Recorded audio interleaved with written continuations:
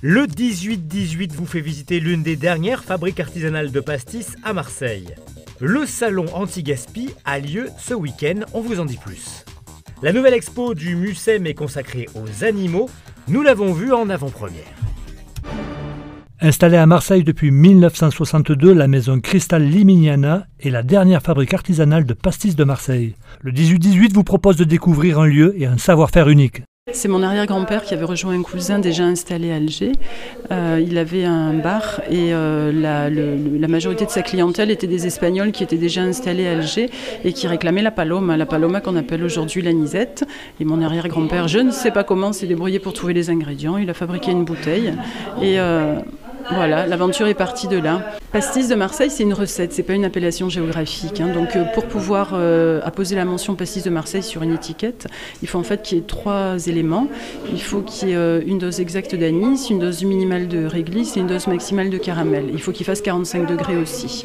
Donc nous, on fabrique 2 millions de bouteilles par an et les 3/4 de notre fabrication tournent autour de 3 produits. Donc il y a le pastis à marseillais, ensuite il y a l'anisette, le cristal anis et il y a sa version sans alcool, le cristal sans. Alors pour lutter parmi les mastodontes du marché des anisés, c'est vraiment une lutte du quotidien. Déjà le fait qu'on soit en ville, qu'on soit toujours dans Marseille intramuros, c'est quand même une force pour nous parce qu'on est facilement accessible. Donc les gens viennent voir notre travail très facilement et peuvent se rendre compte que quand ils vont acheter nos produits, ça n'est pas que du marketing, c'est un vrai travail d'une famille qui se lève tous les matins. La mairie des 1er et 7e arrondissements de Marseille lance sa première édition du mois de l'écologie positive. Un mois qui a pour objectif de sensibiliser les citoyens à être éco-responsables. Et ça commence dès ce week-end avec le salon anti-gaspi. Le mois de l'écologie positive sera jalonné par 2 grandes actions. En ouverture, le salon anti-gaspi, donc les tables rondes du salon anti-gaspi qui vont traiter de l'écologie, de l'économie circulaire, qui vont traiter de la permaculture et qui vont être ici reçues en mairie de secteur. Le salon anti-gaspi, ouvert au grand public, objectif c'est donner le plus d'informations aussi bien à travers des ateliers qu'à travers des exposants et à travers des tables rondes, informer le grand public sur toutes les petites astuces qu'on peut faire au quotidien. On ne demande pas à être 0 déchet en 24 heures, mais si tout le monde fait un petit geste écologique, parce que l'écologie n'est plus aujourd'hui seulement un parti, mais je crois que c'est l'affaire de tous. Donc c'est l'objectif de notre salon. Ensuite, pourquoi ce week-end-là? Parce qu'il y a la société nautique qui organise le nettoyage du Vieux-Port. Et c'était une bonne idée de le faire en même temps. Ça a été proposé par la fédération. Et c'est vrai que tout ça a un lien. Vous pourrez participer aux nombreuses tables rondes sur le thème de la permaculture, la transition énergétique et l'économie circulaire tout au long du week-end en mairie des 1er et 7e arrondissements.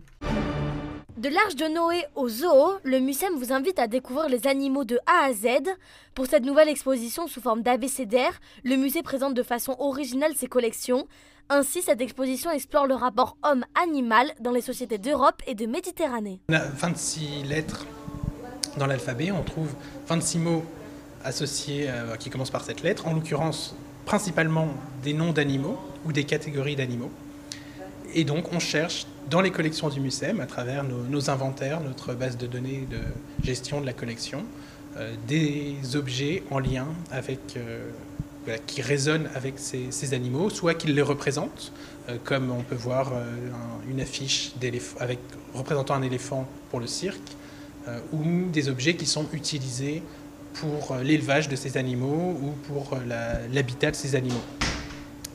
Il y a un certain nombre d'objets que j'avais déjà repérés avant même de faire l'abécédaire, que j'ai découvert par hasard dans les réserves du musée ou en étudiant certains pans de collection et qui correspondaient parfaitement au thème.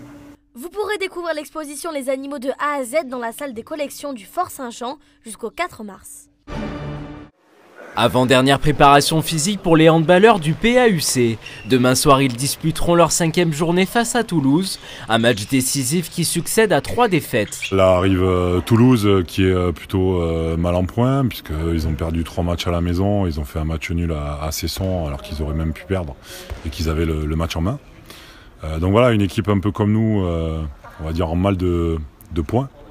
Et demain, l'équipe qui sortira vainqueur de ce duel se remettra dans le bain et l'autre continuera à s'enterrer et à se poser des questions. Et le problème quand on se pose des questions, c'est qu'on perd confiance. Après, c'est très compliqué pour faire la bascule et retrouver de la confiance, de la sérénité dans le quotidien. Donc voilà, on démarre un nouveau mois, le mois d'octobre. On a 5 matchs à jouer en 2 semaines, donc très dense. Et on a surtout 3 matchs de championnat où il va falloir essayer de prendre un maximum de points pour ne pas être trop vite distancé au championnat.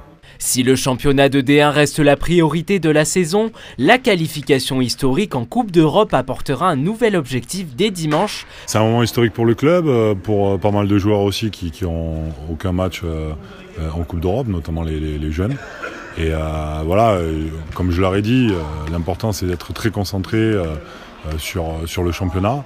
Et la Coupe d'Europe, c'est un petit peu notre soupape de décompression. C'est un bonus et ça sera très certainement un moyen aussi d'oublier un petit peu le championnat, de jouer une autre compétition et du coup de partir sur des bases un peu nouvelles.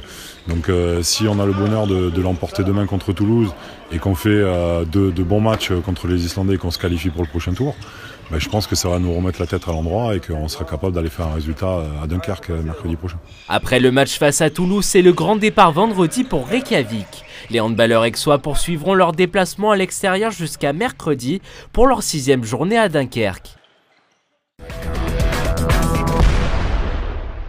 On ne change pas une équipe qui gagne, des soleils partout sur notre carte météo de la Provence et de la Corse pour ce mercredi 3 octobre, matin comme après-midi.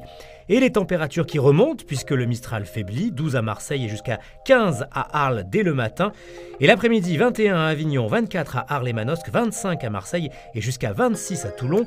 Et le 3 octobre, c'est la Saint-Gérard.